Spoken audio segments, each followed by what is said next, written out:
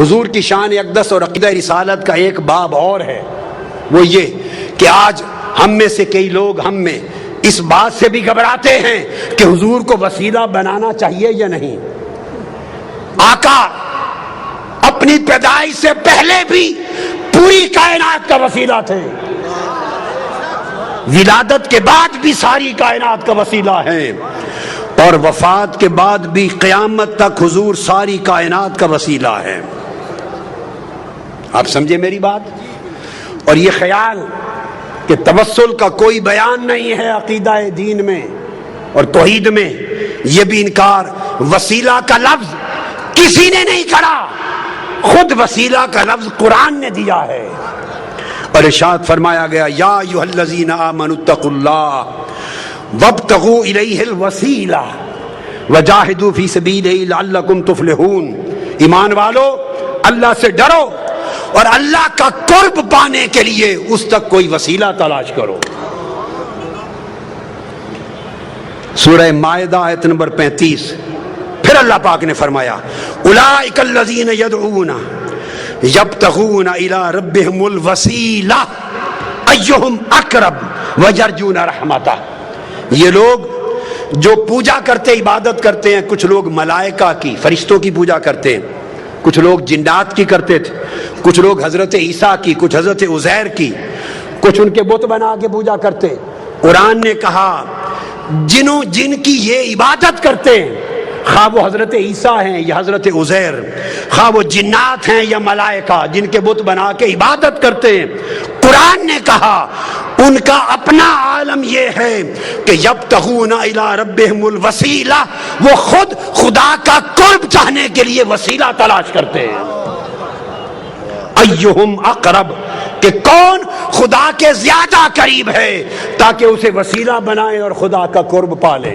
تو قرآن مجید نے اللہ کے مقرب بندوں کو وسیلہ بنانا قرآن نے نص کے ذریعے واجب بنا دیا۔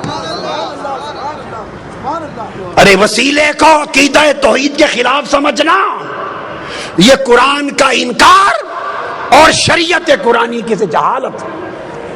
پوچھو حضرت یوسف علیہ السلام سے، جب ان کے والد حضرت یعقوب علیہ السلام کی بینائی چلی گئی تھی اور ان کے 11 بھائی حاضر ہوئے مصر میں، جب وہ وزیر تھے، بادشاہ تھے مصر کے، اور بتایا کہ حضرت یعقوب آپ کے والد آپ کے غم میں، جب ملاقات ہو گئی تھی، غم میں رو رو کے بینائی دے بیٹھے۔ اب قرآن کہتا ہے جب پتہ چل گیا کہ بینائی چلی گئی تو کیا کرتے؟ یوسف علیہ السلام ہاتھ اٹھا کے دعا کرتے، عرض کرتے باری تعالیٰ میرے والد حضرت یعقوب کی بینائی لوٹا دے۔ آج صرف یہی طریقہ بتایا جاتا ہے نا، صرف یہ۔ تو یوسف علیہ السلام نے یہ کام نہیں کیا، کر سکتے تھے۔ اللہ کے پیغمبر سے بہتر توحید کو کون جانتا ہے؟ کرتے باری تعالیٰ میرے باپ یعقوب کو بینائی دے دے۔ حضرت یعقوب علیہ السلام خود نبی ہیں، خود نبی، وہ خود دعا کرتے مولا مجھے بینائی دے دے۔ نہ حضرت یعقوب نے خود براہ راست دعا کی، نہ حضرت یوسف علیہ السلام نے کی۔ تو کیا کیا؟ جب پتہ چلا کہ بینائی چلی گئی، اپنا قمیض اتار کے دے دیا۔ قمیض اتار کر قرآن کہتا ہے اذهبوا بقمیصی ھذا فالقوه علی وجه ابیات بصیرا فلما ان جاء البشیر فالقاه علی وجهه فارتد بصیرا۔ اپنا قمیض اتارا جو حضرت ابراہیم علیہ السلام کے وقت سے ان کے پاس چلا آتا تھا، اتار کے قمیض دیا اور کہا یہ میرا قمیض میرے والد حضرت یعقوب کے چہرے آنکھوں پہ رکھنا، اس کے وسیلے سے بینائی آ جائے گی۔ قرآن بول رہا ہوں، پر وہ قرآن بتاتا ہے کہ جب وہ قمیض لے کے بھائی آیا، حضرت یعقوب کے چہرے پہ رکھا، حضرت یوسف کے قمیض کے وسیلے سے بینائی لوٹ آئی۔ اب وسیلے کا انکار کرنا دو پیغمبروں کی سنت کا انکار ہے اور قرآن مجید کی نص کا انکار ہے۔ یہ کیسی جاہلانہ توحید ہے جو تمہیں وسیلے سے دور لے جا رہی ہے۔ ارے وسیلہ مصطفیٰ کے بغیر تو آپ کے ہمارے باپ حضرت آدم کی توبہ بھی قبول نہ ہوتی۔ آقا علیہ السلام کی اپنی سنت دیکھیے کیا ہے. اپنی سنت آقا علیہ السلام کی کہ حضور خود بھی وسیلے سے دعا کرتے. سبحان اللہ.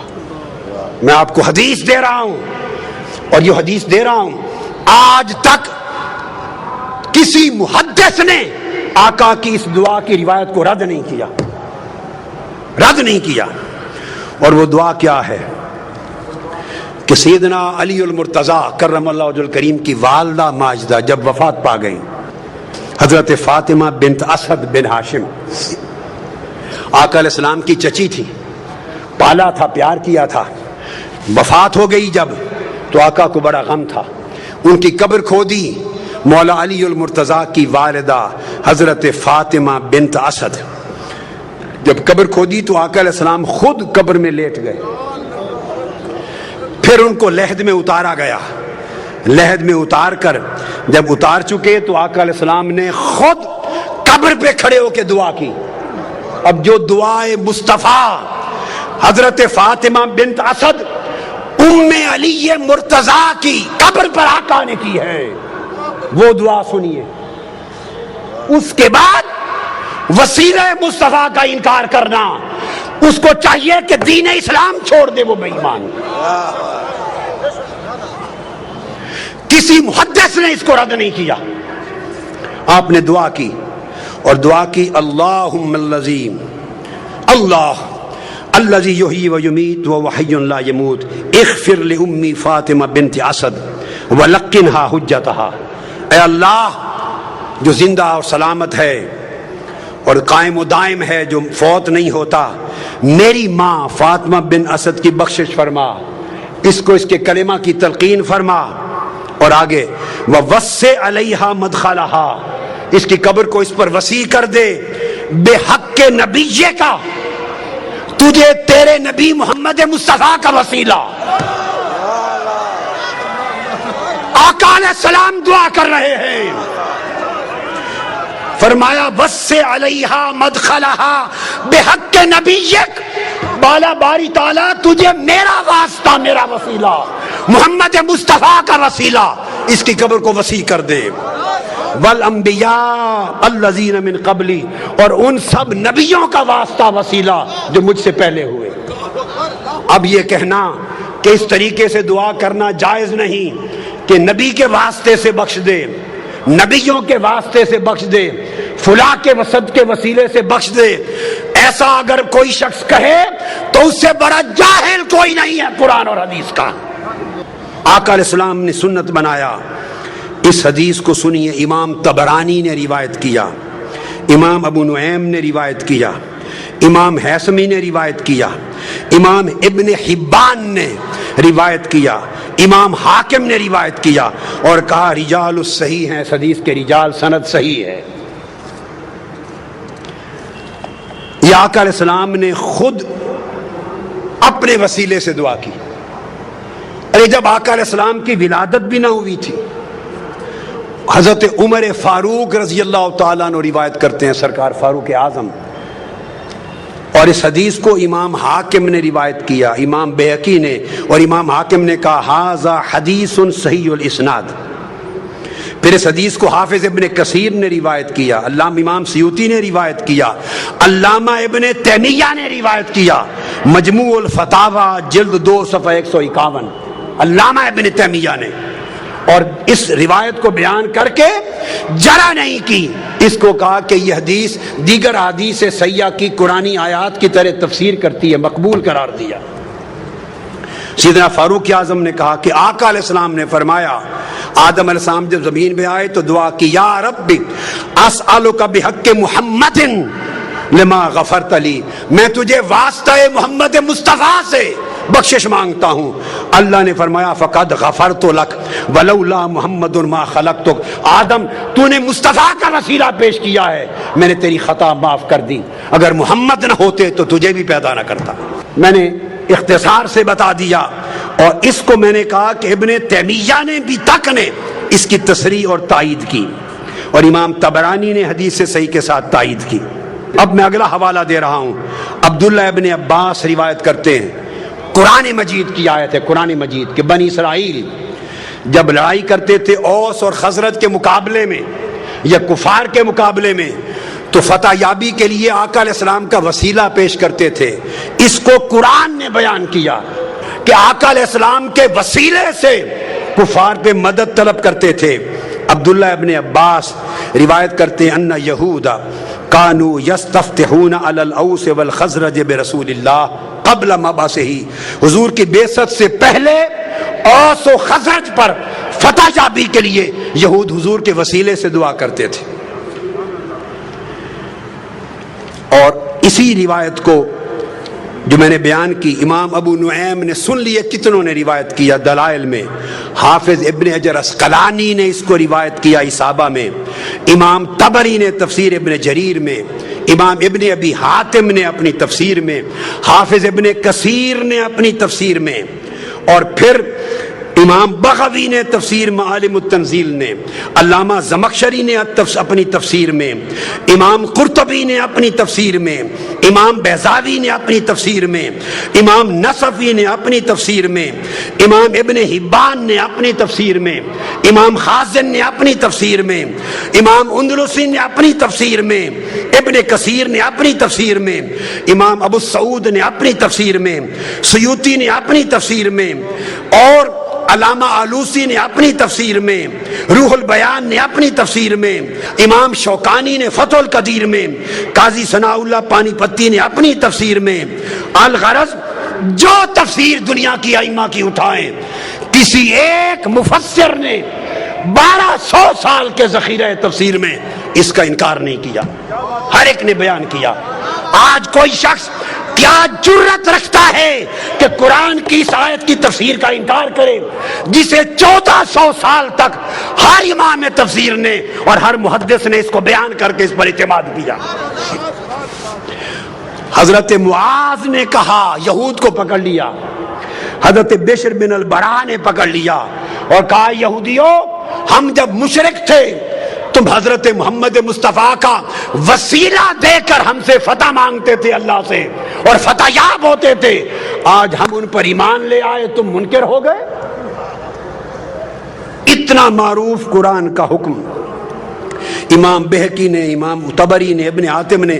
الغرض اگر میں 500 کتب کا حوالہ دوں تو 1200 سال میں 500 تفسیریں حدیثیں پر جائیں. کون انکار کر سکتا ہے سوائے اس شخص کے جو جاہل ہے, جس نے عربی کتابیں کبھی کھول کے نہیں دیکھی, جس کو 2 سطریں پڑھنی نہیں آتی اور وہ لوگوں کے سامنے عقیدہ بیان کرتا ہے. پھر اس کے بعد آقا علیہ السلام نے حکم دیا, جو تو عمل تھے. حضور علیہ السلام کی بارگاہ میں ایک نابینا شخص آیا, عثمان بن حنیف روایت کرتے ہیں, عرض کیا یا رسول اللہ میں نابینا ہو گیا ہوں, دعا کر دے میری بینائی آ جائے. مختصر کر رہا ہوں. آقا نے فرمایا چھوڑ دوں آخرت کے لیے اچھا ہے یا کر دوں؟ نہیں آقا دعا کر دے ٹھیک ہو جاؤں. میرے آقا نے فرمایا پھر میں دعا نہیں کرتا, تمہیں دعا سکھاتا ہوں تاکہ قیامت تک میری امت کو دعائے وسیلہ مل جائے. دعائے وسیلہ تاجدار کائنات نے سکھائی. کون ہے مصطفیٰ کی سکھلائی ہوئی دعائے وسیلہ کا جو انکار کرے؟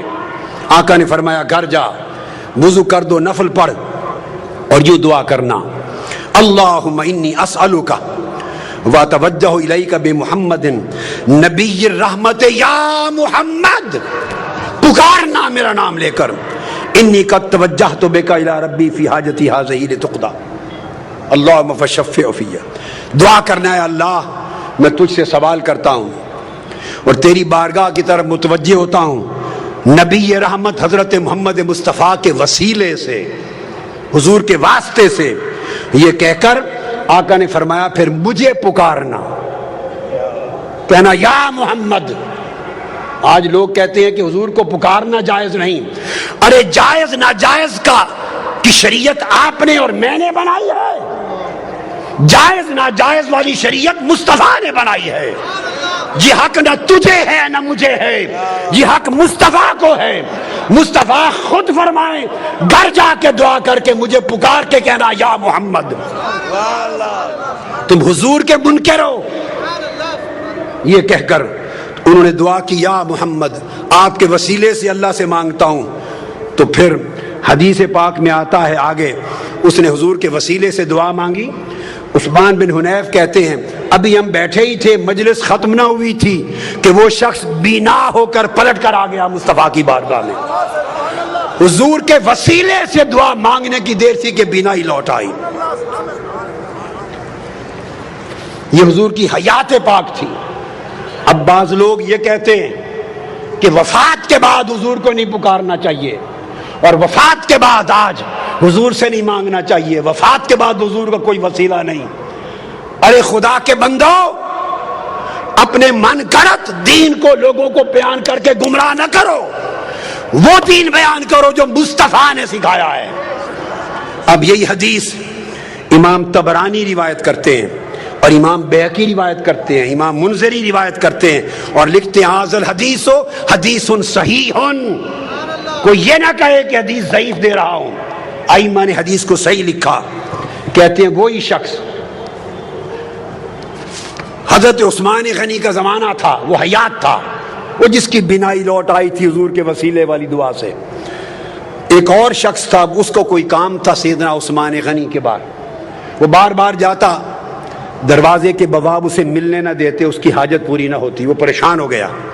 اچانک اس کی ملاقات عثمان بن حنیف والی روایت میں, وہ جو نابینا تھا, حدیث الدریر, جو بینا ہو گیا تھا حضور کے وسیلے سے, اس سے ہو گئی. اس نے کہا آؤ گھر جا کے یہ دعا پڑھو اور حضور کو پکارو یا محمد.